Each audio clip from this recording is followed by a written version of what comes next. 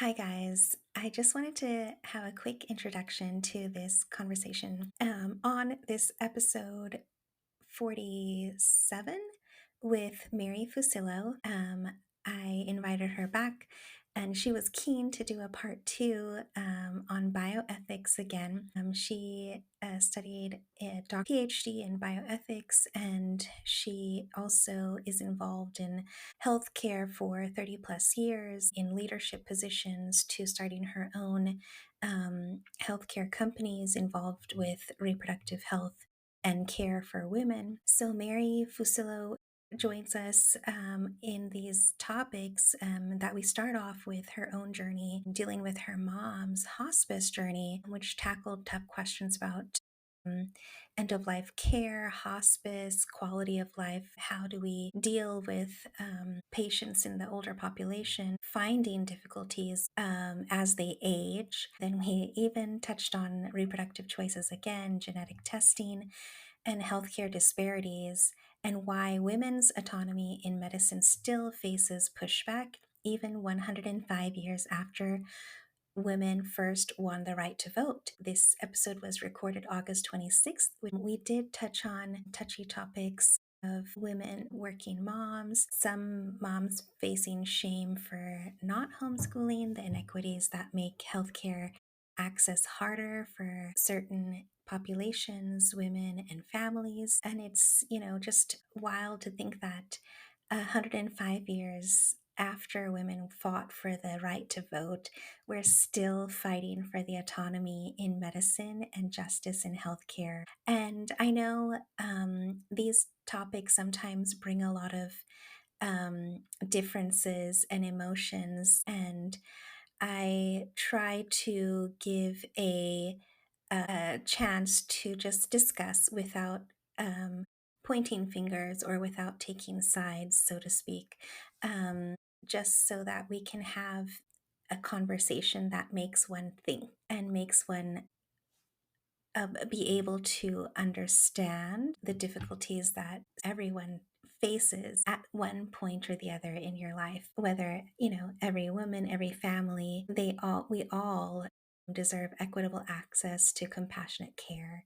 And in the end, it's about justice and the basic rights of humanity. And so that is why we had this conversation.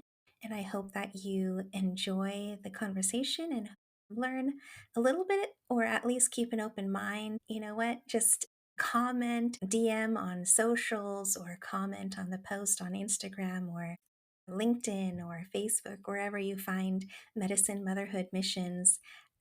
Even on the podcast platforms, I'd appreciate your comments and insights from this episode. Thank you so much.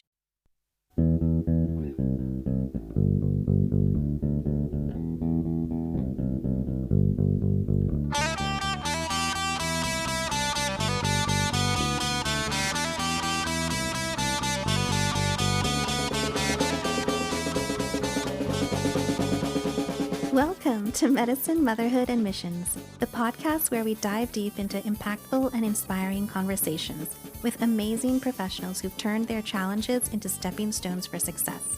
I'm Johanna, your host, and each time we meet, we'll explore the stories and journeys of remarkable individuals who are PAs, doctors, professionals, mothers, and mission-driven changemakers, from the halls of the hospitals to the hearts of our homes, and into the communities we serve.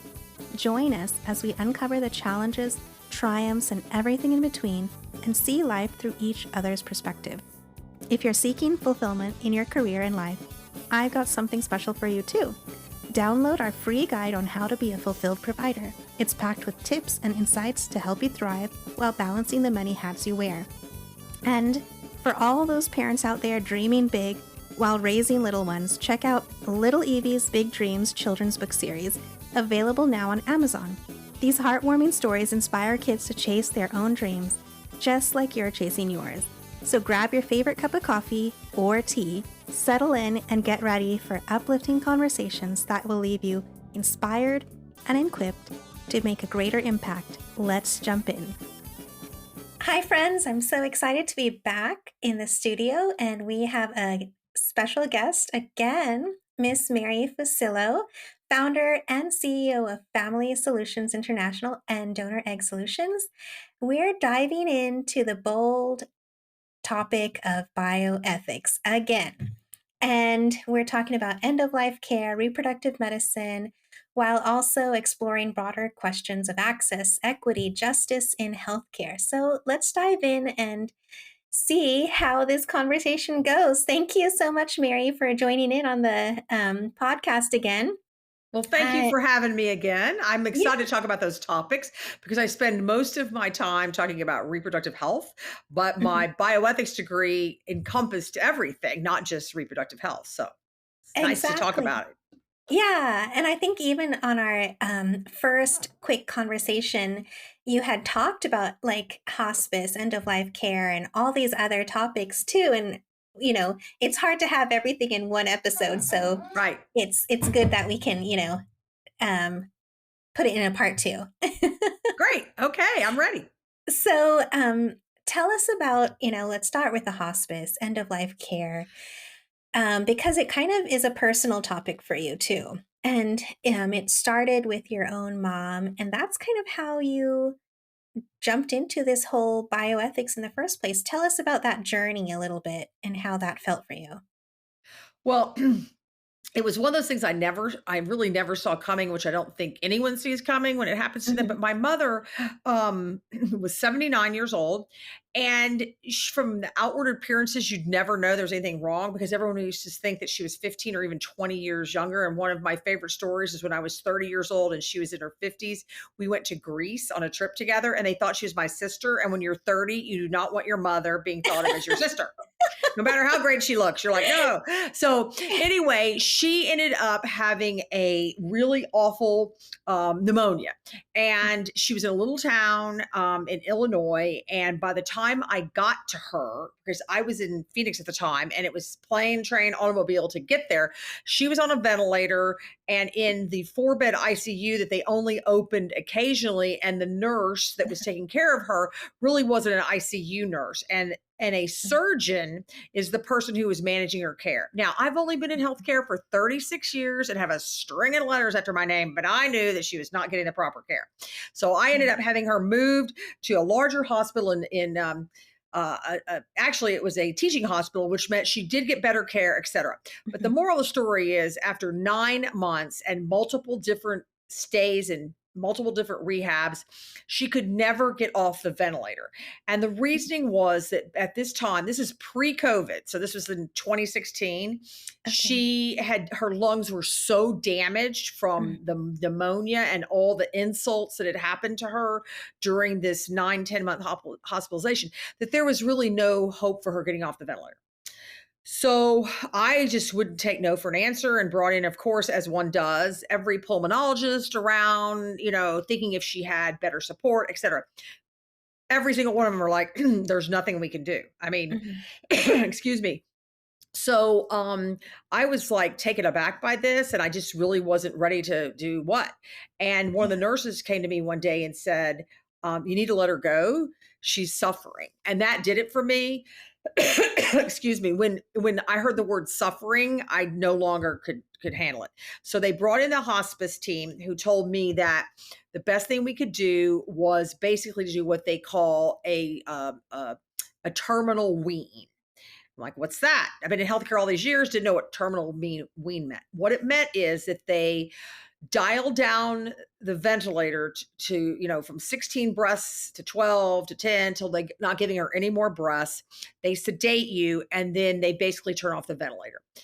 And I'm sitting here thinking, I didn't think we had euthanasia in this state. Okay.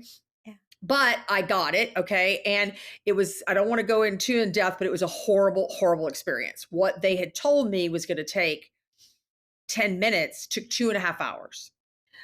The other side of this coin is my mother wasn't in a coma. She wasn't necessarily what I'd call the most alert person around, but she was aware of her surroundings. So to me, it was a horrifying experience. I think the most horrifying experience was when they had withdrawn the ventilator support. She had a trach, so they just basically turned off the ventilator, and she still kept having 5, 6 breaths a minute, the respiratory therapist put a washcloth in the trach. mm, And at that moment, I knew this was not right. This is something that's wrong, even though I am a believer in hospice and I am a believer in terminal weans because I've worked in ICUs before. I get it, but that was not the way to go. So, jump fast forward. She did pass away. It still scars me 8 years later that that was what they considered yeah, hospice. yeah, Okay. And I felt so vulnerable. I mean, here I was in healthcare and I owned a business and I couldn't even deal with this. So that's when I made the decision that I wanted to see the ethics of this. And that's how I started down the road of getting a bioethics degree. So that might be too much information, but that's where it started. So yeah. hence, I became interested in these kind of issues as well as reproductive issues. Mm. Yeah, I mean, that's so painful because when you think of someone's end of life and those last moments, you want it to be peaceful, right? You want it to be something that is taking them outside of their suffering and pain. And yet this was the most It was horrible. painful continuation of their suffering in those last final moments in a way, right? I Not think just that for her, but more for you all I as a family to I witness. think they sold it a little bit differently than the actual whatever happened. And I will say I did write Mhm, an extensive dissertation practically to the hospice about how they managed it. There was no physician. A physician had written orders, and then they had a nurse from the hospice pushing medication.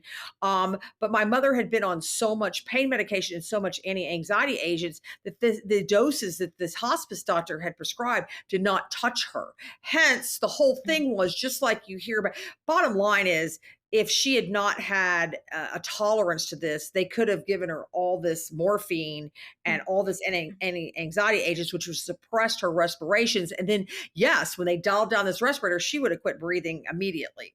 But because she had this tolerance after 10 months of being on all this stuff, it mhm. took more and more doses. So every time the nurse had to go outside, call the hospice doctor, wait for them to call back and get an order for more. Oh gosh. Yeah. Yeah. So in the meantime, but to me, there was not any preparation, nor was there follow up care, and that really bothered me. In other words, it was like, see ya, and then I got a bill.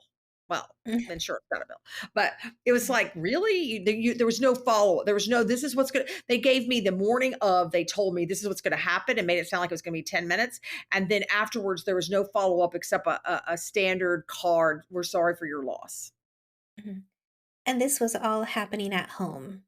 No, it Mm, happened it had to happen in the hospital, but she was actually in a oh, rehab center, the rehab. um, and one of the other things is with our healthcare system in this country, she was almost out of her days on Mhm, Medicare, and at that point in time, the business office had already told me it was going to be $19,000 a month just for the room and the ventilator, and then everything else would be, mhm. 5 to $8,000, and Yeah. that so where was I supposed to get this money?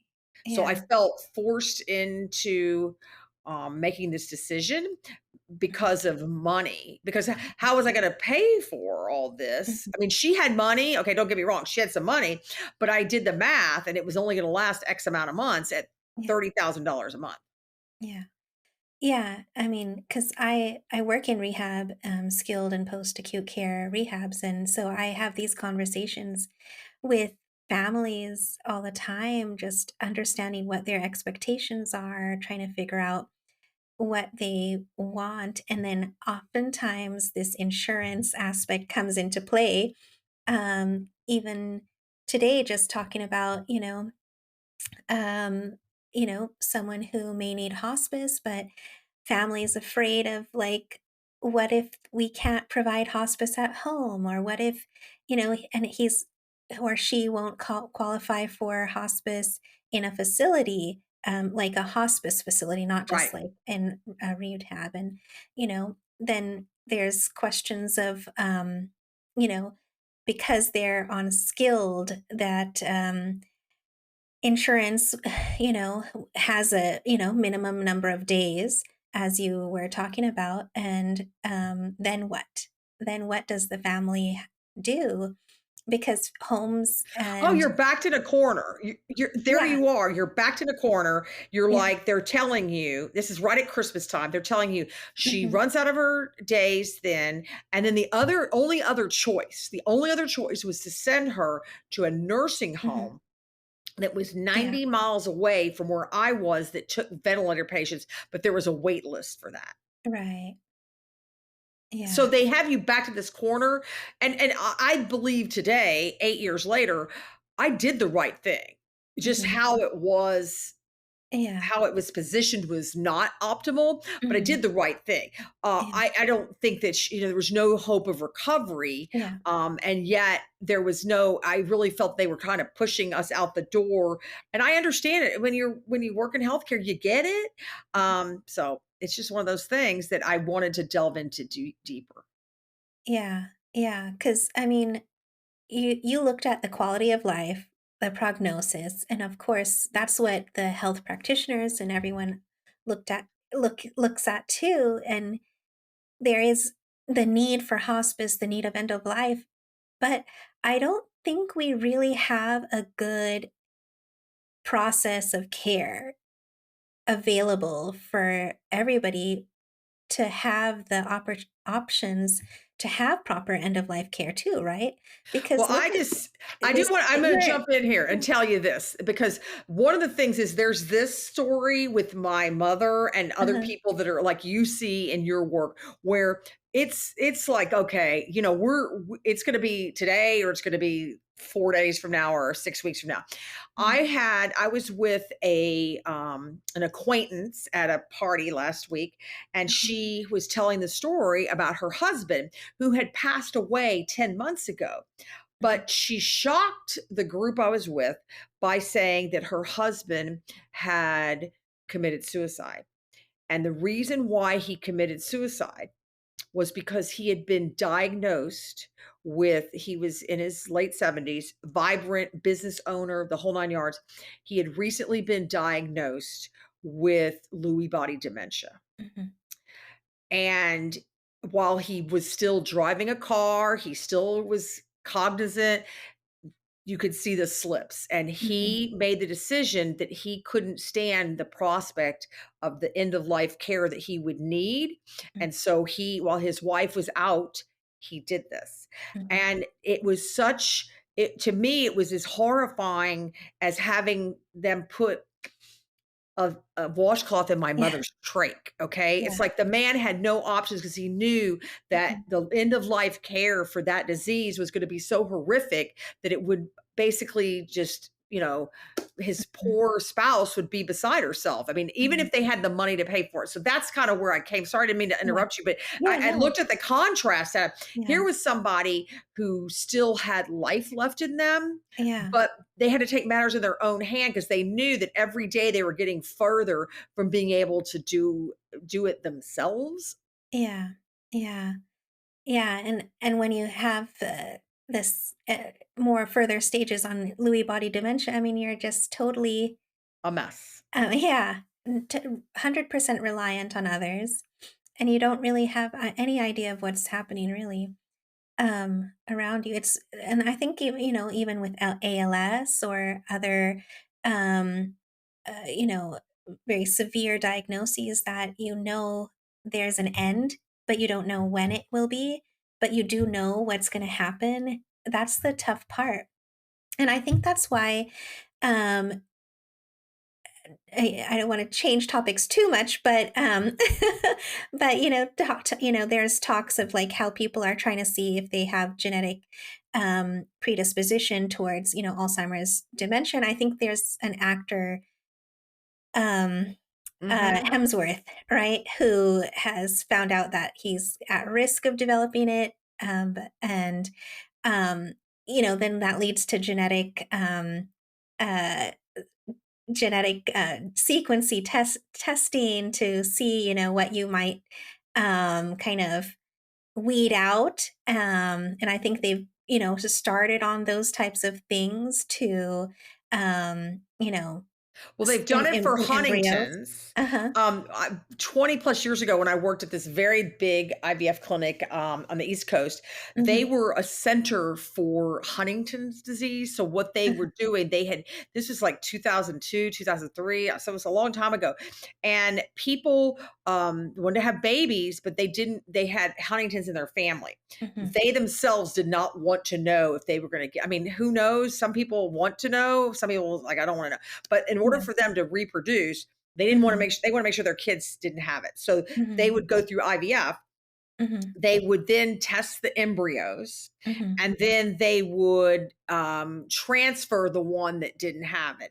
But Mhm. because the person who had the Huntington's did not want to know if they actually were a carrier or were they going to get the disease, because if Mhm. you could tell, you had to have two copies of the gene, whatever. They would do what they call blind transfer. So let's say you did IVF and one of you had Huntington's and they tested the embryos and all of them came back with the disease or with the carrier status. Okay. Mhm. So what they would do is they wouldn't say anything. They would do a fake transfer. They'd put the little bubble of oil in the little catheter and they'd go through the cervix into the uterus. And then on the ultrasound, you can see this bubble of oil, which is actually what the egg and sperm, I mean, the Mhm. embryo are in. And Mhm. then they would, oh, it didn't work. Okay. Mhm. On the other hand, a lot of times the people would have you signed a form that basically said no matter the outcome you were not going to be told. Okay, they didn't want people going, oh well, now I want to know. Nope, you had to have had the counseling. So then people would have none of their embryos. They actually weren't a carrier for it, which meant they weren't going to be able to pass it on to a kid. They would go through this same roulette, but they would Mhm. actually transfer the embryos to them. Mhm. Okay. And Mhm. so they would know when they got pregnant, if they did, well, at Mhm. least I know my baby's not going to have it. So it was Right. a really, talk about an Yeah. ethical dilemma. Yeah. Yeah. And Yeah. the Because only you have person that knew was the embryologist. The doctor didn't know, the nurses didn't. The only person was the mm, embryologist. mm. And then you have these embryos that were already there, just sitting there, right? Because that kind of leads. I know we talked about a little bit about it in the last episode, but I don't think we really got to talk about like what happens to the embryos that are frozen. And I think I read somewhere where there was a baby born, and it was like a 30-year-old embryo, and he was like the oldest embryo alive. You know? It's very rare because of the Yeah. fact that the freezing techniques have changed so much in 30 Uh-huh. years.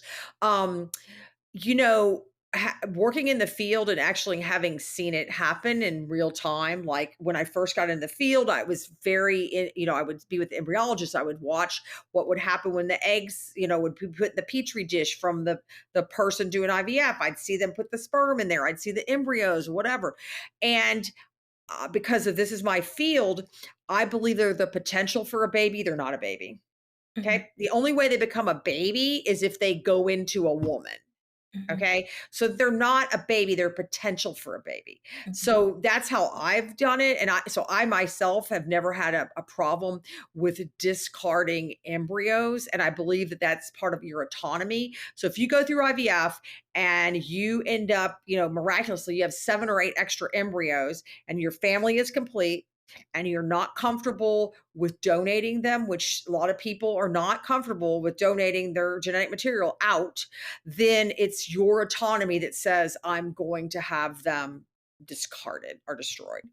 And I think that people get real up in arms. Oh my God, they're babies. Well, no, they're not a baby until you put them in somebody and they grow into a baby. And that's my ethical viewpoint. Mhm. So I believe it's autonomy. I don't think people should be forced to give up their genetic material or donate them or anything. I donated my embryos after we were finished with IVF, and it was one of the hardest decisions I ever made. Disclaimer, it did not make a baby. Okay. The 4 embryos did not make a baby. So there's not other little kids of mine running around. But it was a very, very hard decision. And if I had to Yeah. do it over again, I wouldn't have done it. Yeah. I would not have Yeah. donated. Mhm. Yeah, it is a hard decision to know that there could be a potential child of yours out there, that you never get to know. right? I think that's hard too. Uh, Is no, that because I work in the mhm, donor field where uh-huh, there's a disassociation. When an egg donor donates her gametes to somebody else, okay, mhm, she is going. I have something that you need to make a family, okay, and you're selecting me based on my genetic traits, like my hair color, my eye color, my ethnicity, the fact that I'm a bookworm, I'm 5'7". You're picking the genetic traits that hopefully match yours. So right, I'm your stand in. Okay. mhm, So remember, without the woman carrying the baby, there's no baby. So mhm, the eggs are nothing unless they're fertilized and put into the person. So right, that's the mindset I've had to have for mm, 26 years I've been in this business, yeah, that it's not. And the donors, I've done a lot of research with them over the years. I've done over 3,000 cycles.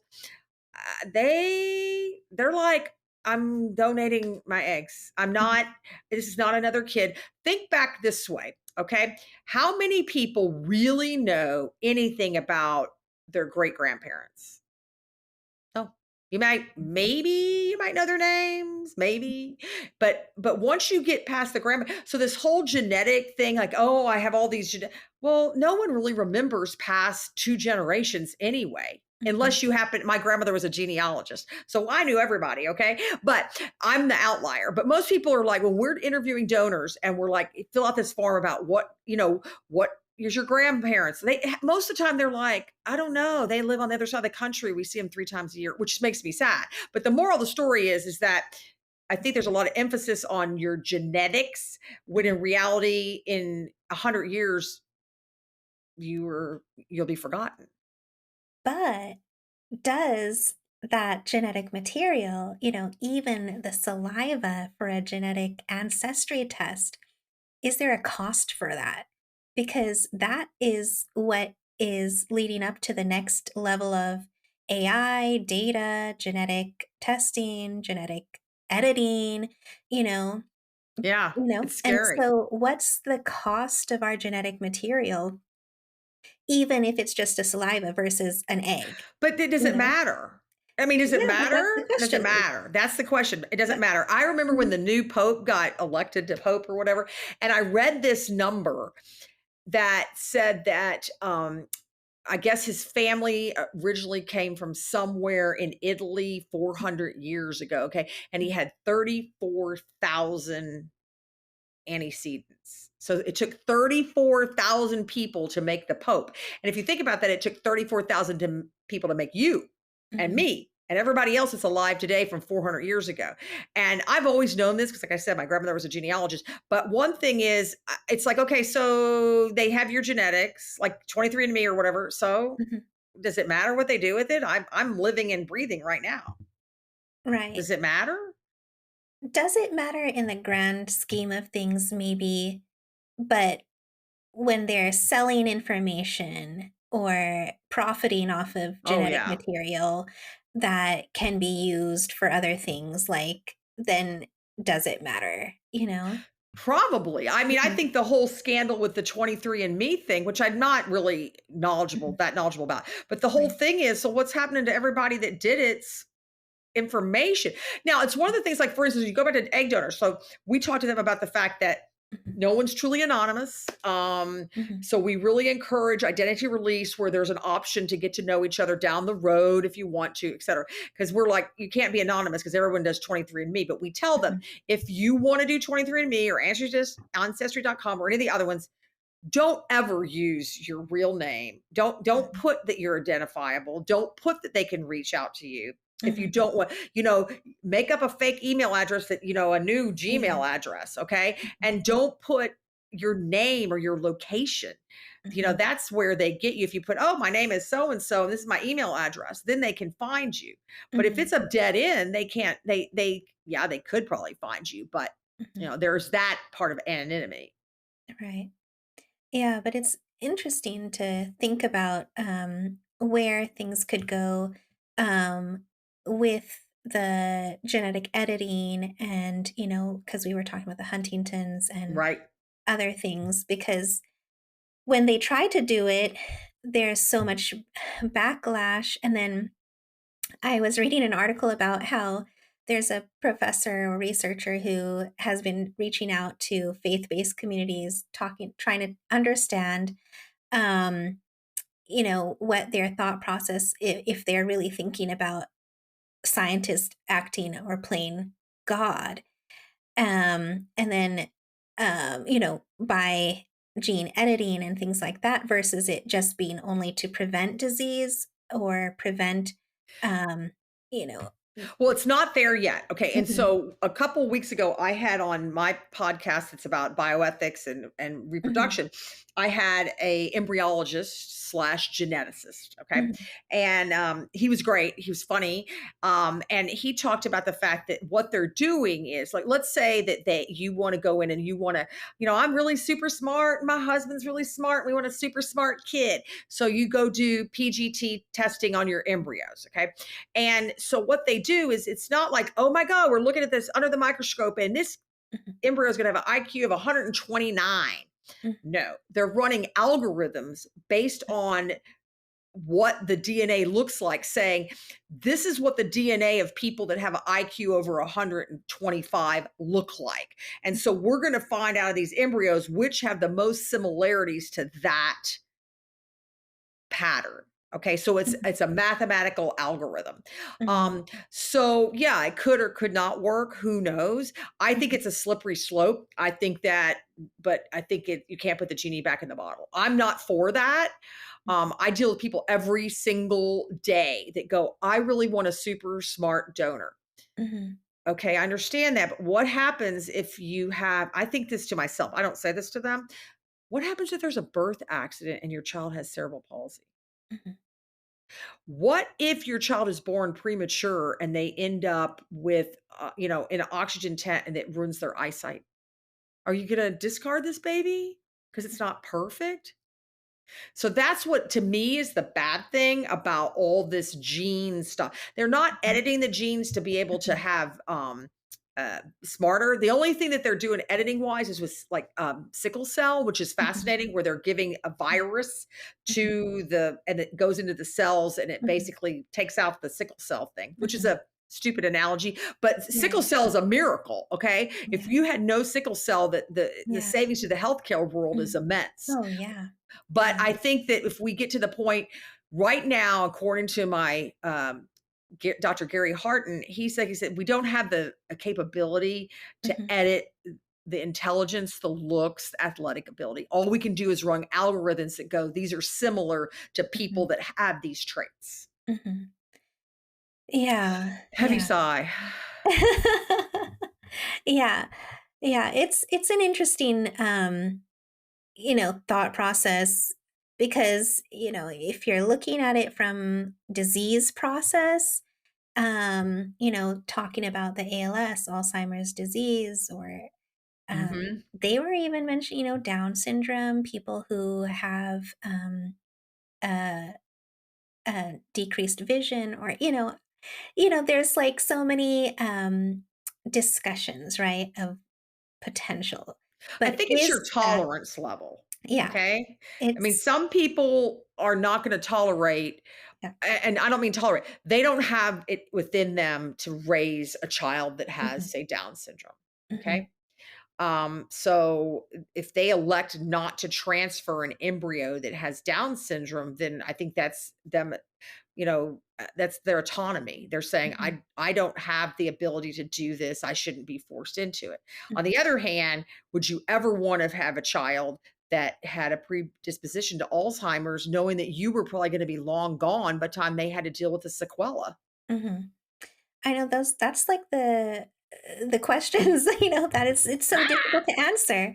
Yeah, because right? I know of a family friend who the doctors told her that both twins would have Down syndrome, but when they were born, neither of them had anything, and they're now adults, totally fine. They never had any issues with any genetic Well, the abnormalities markers or are any different yeah, now. That's the problem and because, so that's yeah, that was, like, many, many years ago, and right. so things change, technology, healthcare, and, just even going back to the hospice, and end of life, because, hopefully um, in because I think the whole part with end of life and hospice is the insurance aspect, and that's what kind of makes it very difficult for a lot of people because not many people have invested in long-term care, insurance and things like that, or there's so many other factors. Um, Well, yeah. that's an ethical issue because the Mhm, long-term care is, I mean, I'm significantly older than you, and so my husband and I, of course, looked into it. And we looked into it, the fact that it was about $350 a month per person. So $700 a month for both of us. We're only 18 months apart in age.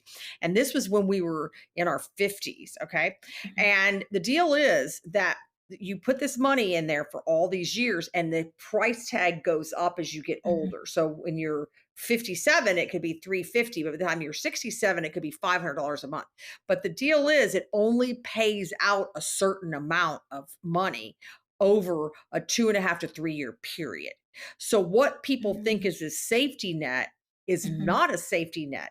So what our financial advisor says as a sidebar is just earmark a percentage of this part of your retirement money as your basically your long-term care budget. mhm. And that's what that is. You don't put it in the rest of it. So sidebar about that. But I think that Yeah. I think it's a false sense of Mhm, security for most people. Now, for people that realize I don't have $250,000 to set aside for my retirement money, it's easier for me to pay this money every month.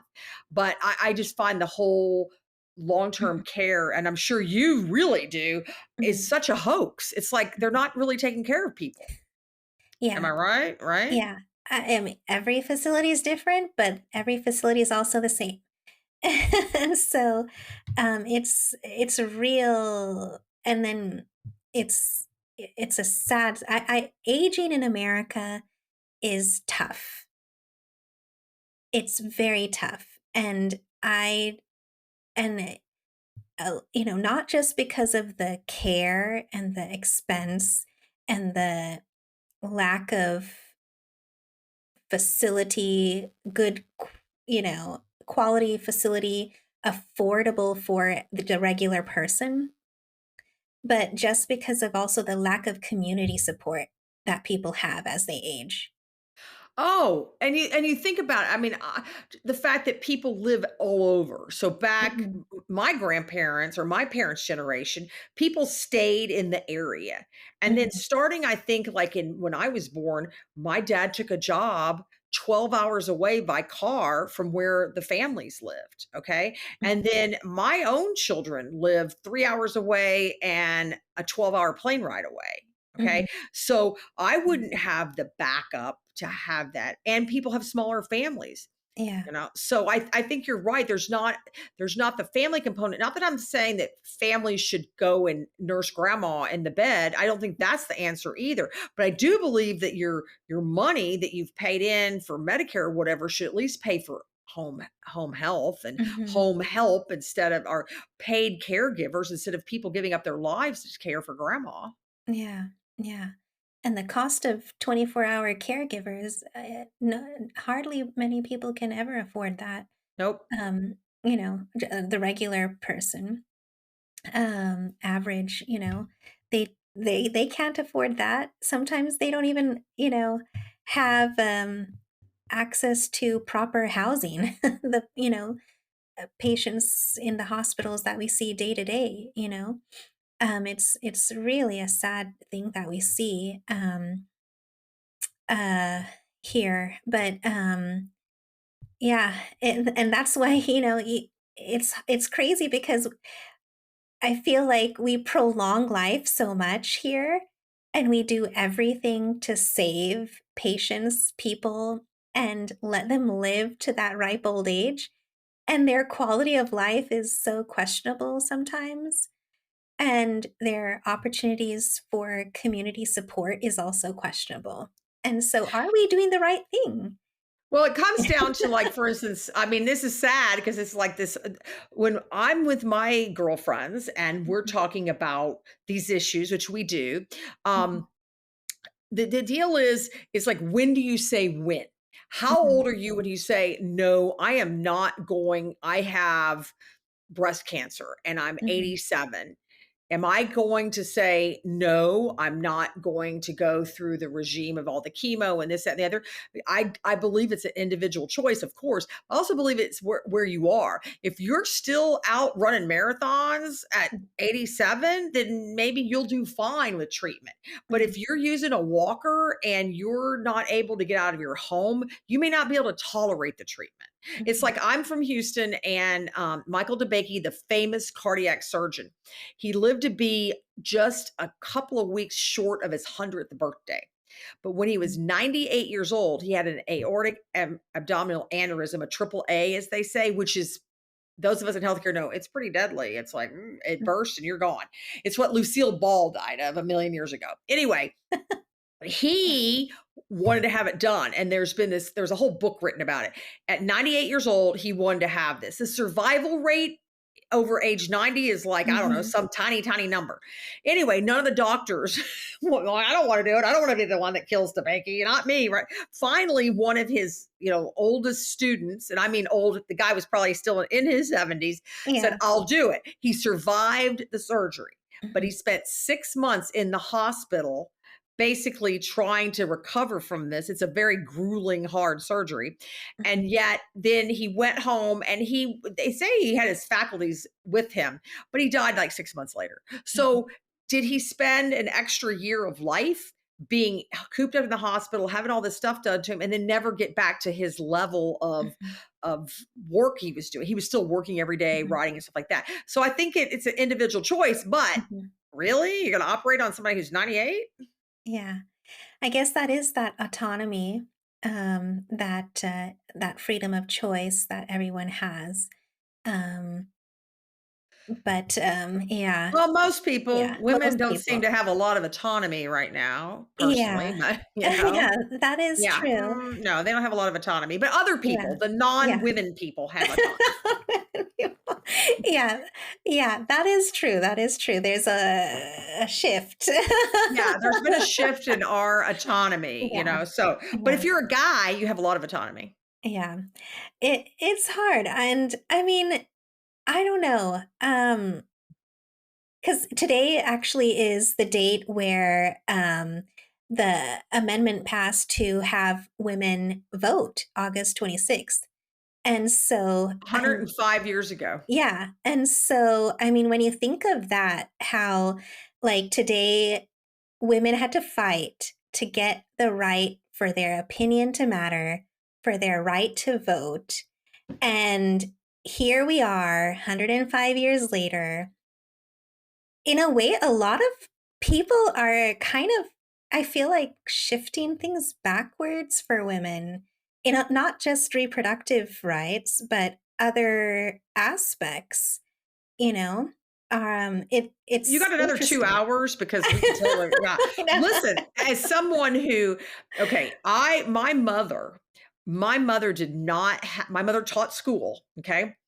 So she had her own, job, her own money, her own pension, Mhm, everything. And until the like 72, I think it was, she couldn't get her favorite department store credit card in her name.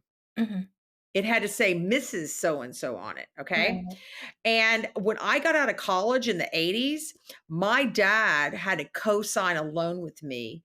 And it wasn't about credit score or anything. It was the fact that, mhm, we don't know if we want to give this young girl a car loan. mhm, So it's not that long ago. yeah, And if we don't take the blinders off, we're going to wake up into a society that has taken away all the things that your generation and my daughter's generation take for granted, but mhm, women in my age group do not take for granted. We yeah, know what it was like. mhm, I mean, I was yeah, told point blank when I got out of college, that's not a job that we give to women. I was a journalist when I first got out of mhm, college. So yeah, I got relegated to the women's page. mhm, yeah. Yeah, people have, like, forgotten, and I think when Yeah. we forget, you give up. When we forget, you are automatically giving up because you're not understanding or realizing or knowing, because what you don't know, right? And if Right. you're going to forget history, all history, and important matters of fact, you're going to forget and give up on rights, on simple things, knowledge, even knowledge, you'll give up learning because you just did not know and other people Well, have think of forgotten about it. more women go to college, more women get college degrees, more women get graduate degrees. Right now in medical schools, it's over 50% are women. Mhm, Same thing with law school. And not to be too controversial, but I do think this is where some of the backlash has come from.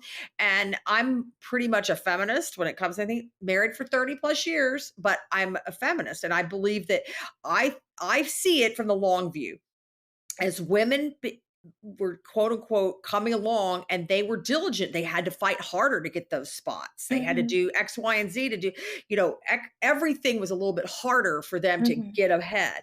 And Yeah. so now I think that it used to be that, a guy could show up, he had a college degree, he made a C plus, they're gonna give him a big job. And then the women came along and they were dancing circles around him. Not all women, Mhm. this is not a blanket statement, but I Right. think there is a little pushback Mhm. from a lot of pushback from what I call the mediocre man syndrome when women started excelling. I even had it in my own marriage. Like I said, married 30 years. But when I started my own business and I started getting all of a sudden I got these speaking engagements at conferences and I gave Mhm. a prize paper at this international convention with 8,000 people. I could see my husband who'd been like the star, the business star. Was doing I could just see a tiny bit of like, and he's not like that. He's a feminist, okay? But I could see that. Now take away the fact that he supported me and he is a feminist. What if I'd had like a regular Joe husband who'd been like, "You know what? You really need to pay more attention to the kids. I'm not going to be picking them up while you're traveling around the country. You need to stay home more." I mean, I didn't have that, but I Mhm. think that's what will happen to us. I think that accomplished women will not be able to shine like they did have for the last 25 years. Oh, absolutely. And actually, I mean, even now they question when you work, when you do other things. They're like, "Are you taking care of the kids? Are you cooking? Are you taking care of your family?" And then I saw someone talk about it the other day. They were saying that women who, this is how crazy it's been.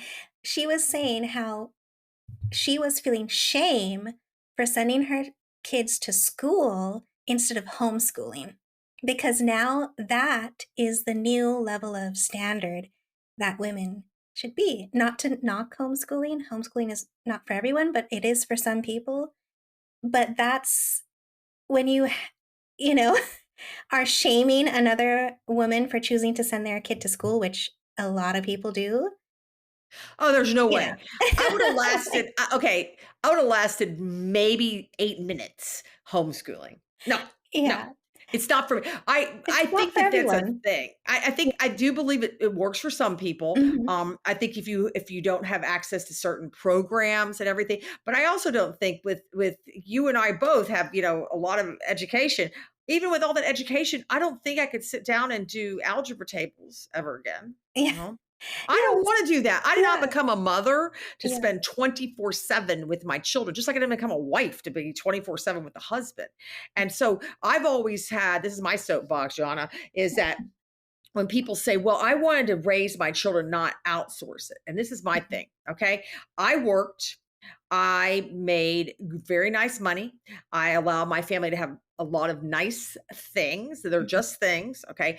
But on the other hand, that was 8 hours a day, 5 days a week before I had my own business, okay? What about the other 16 hours a day? I was with my kids. And when your kid goes to school, and you don't homeschool, they're going to be gone 8 hours a day. So I'm kind of missing the point where you're not raising your kids, you've outsourced it. Mhm. No, I've outsourced kind of the yucky childcare part. Okay. Like when they're 4 and they go to preschool 8 to 12 and then they come home in the afternoon. I've outsourced that.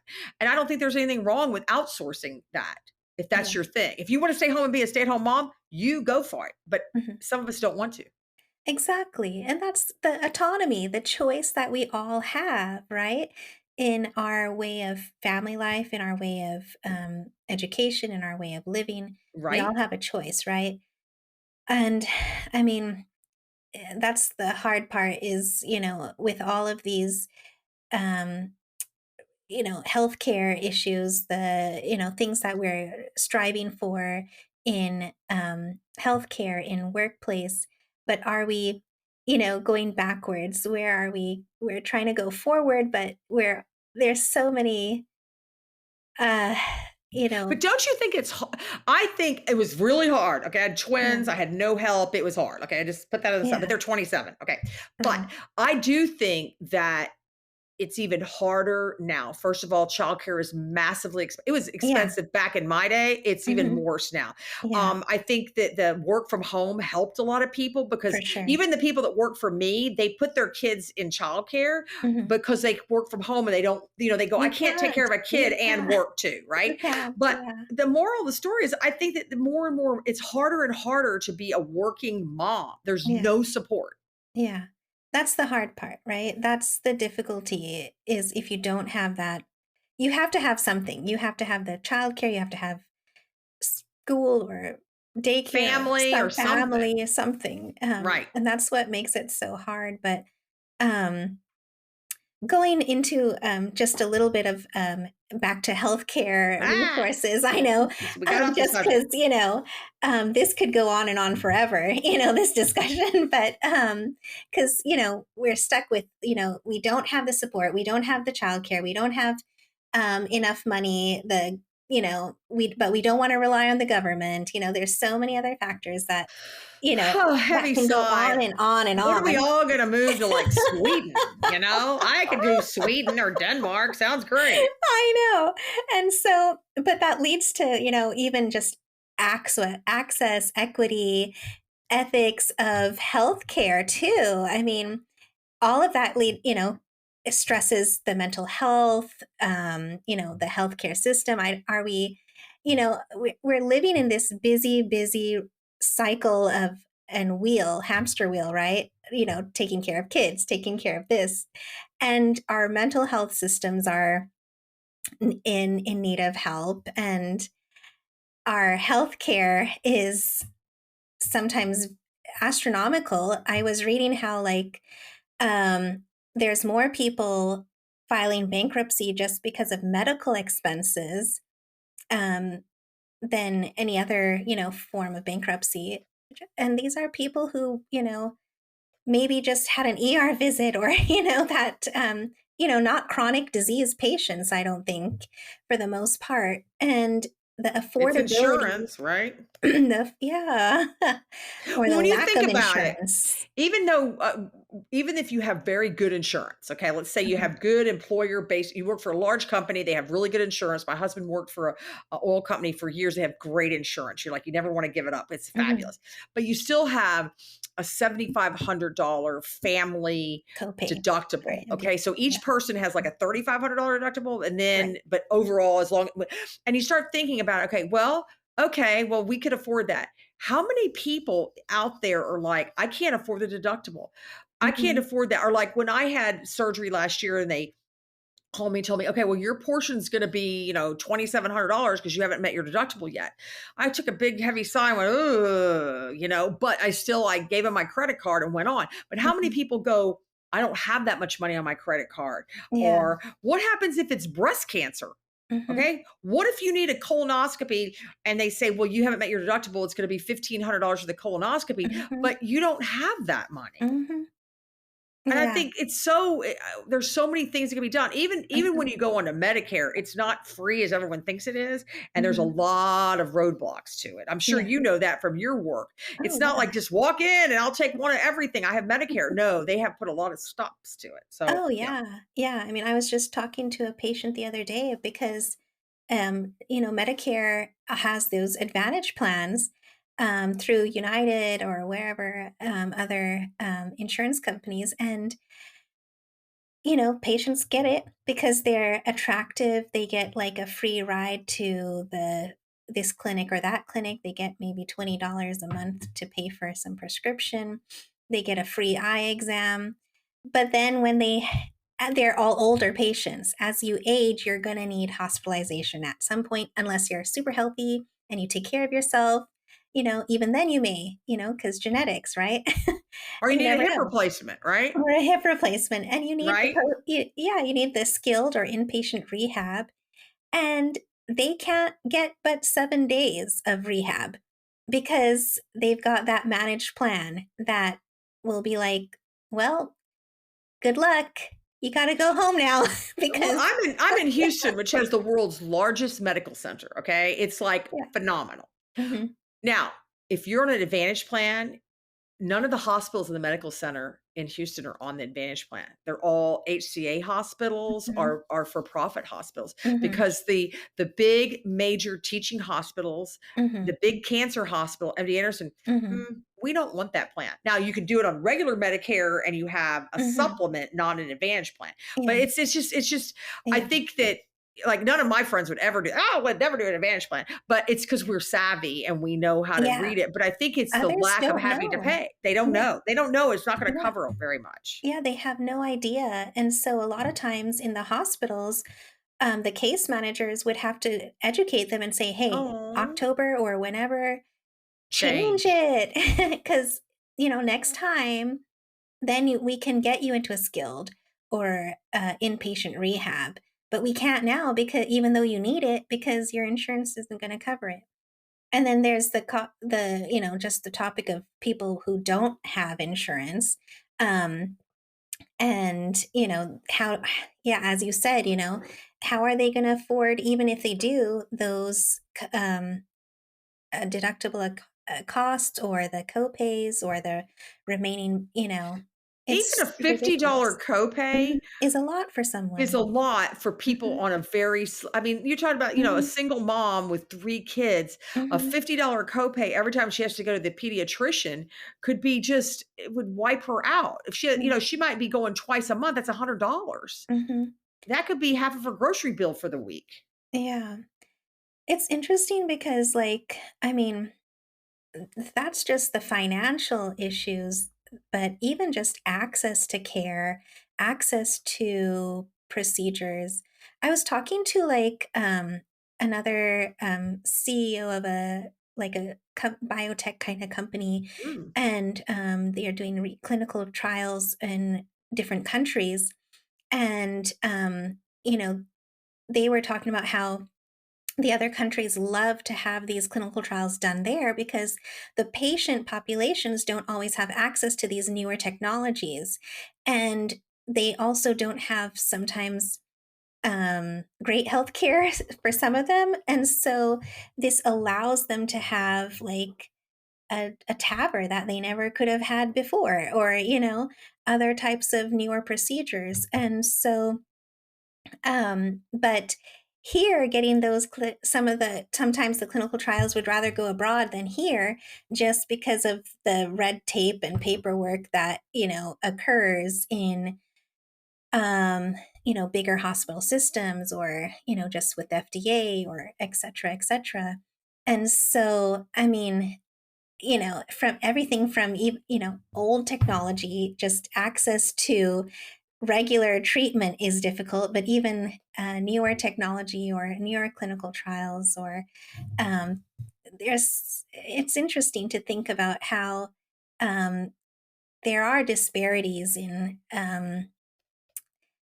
populations that may have access to these types of treatments versus those who don't. Um, I mean, you're in Well, you know that IVF and most public and I'm talking about the one in Houston, the public hospital here, mhm, they do not have access to cutting edge cancer treatments, even though MD Anderson is like a block away. mhm, They basically have kind of rudimentary cancer care because that's what they're either uninsured or Medicaid patients tend to get a little better treatment, but there's only so much money in the pot. So if you are completely uninsured and have no way, you can't qualify for Medicaid or whatever, you are not getting the kind of cancer treatment, no matter what you have, that others would. Now, I belong to this organization that helps do research funding here locally in Houston, and so we went to listen to 16 different presentations over the summer from different researchers talking about why we should fund their project. Right? It was the saddest thing because every single one of them you wanted to totally fund, but the one that stuck with me was this colon cancer kind of um, it wasn't research, it was helping these people that don't have access to cancer treatments to get them in for treatment. In other words, they don't have somebody to drive them there. They don't have somebody to sit with them during chemo. They don't have Mhm. somebody to make sure that they come 3 days a week for chemo and then they come and get their radiation. And so this pilot project was to see how they could increase basically the lifespan of these people that they did get some treatment, but they didn't always access it because they had the barriers that you and I don't have. Like they Mhm. couldn't get Yeah. there and there was no Yeah. transportation. And I Mhm. was so like, I never even thought of that. It's like, Mhm. really? Yeah. Well, they can access the Mhm. care, but they can't access the care. Mhm. Or and even the nutrition, yeah. I Yeah, the remember when my nutrition. I remember when my husband was going through chemo, we were sitting in the chemo infusion center, and there was caseworkers walking around to different patients, and based on their histories, they already knew which one patients to talk to, and they were asking questions like, "Do you need transport again for the next chemo, treatment?" Or, "Do you have anyone to help you get some more nutrition because the weight loss had increased since the last treatment." And so, Wow, that's great. yeah, and so, there's a lot of, you know, just difficulties that a lot of patients face. Thankfully, there are some hospitals that take initiative to do those extra steps of helping patients, like with the transport or arranging, like, some kind of here in Oklahoma, it's like Sooner Ride or something, but or nutrition program help. But not a lot of people have that. And I think, like, trying to wrap up this conversation because I know we are at about an hour. So, Here we like, go. um, there is a lot of disparities, there's a lot of questions, and a lot of it does come down to bioethics because we're talking about justice, right? In Mhm. essence, because what are our human basic rights? Health is one of them, right? And access to healthcare, access to basic rights for health, even preventative care, nutrition. There's so many things that are basic things that we should all have equal access to, but we don't.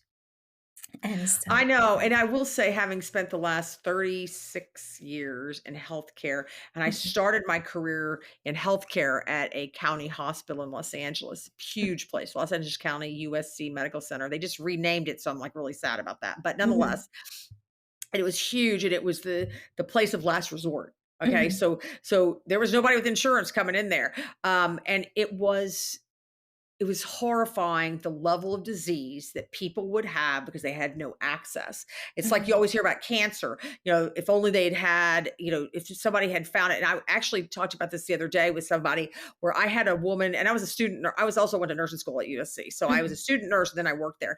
And I had a patient come in, and she was a migrant farm worker from the Valley in California. And so she came in because her family had said that she wouldn't change in front of them or she was very private about everything. So, to make a long story short, we got her in the room, we talked her into taking her clothes off, and she had what they call fulminating breast cancer. It had broken mhm, through the skin. mhm, mhm, Okay. So it had broken through the skin and it had eaten her. right. Okay.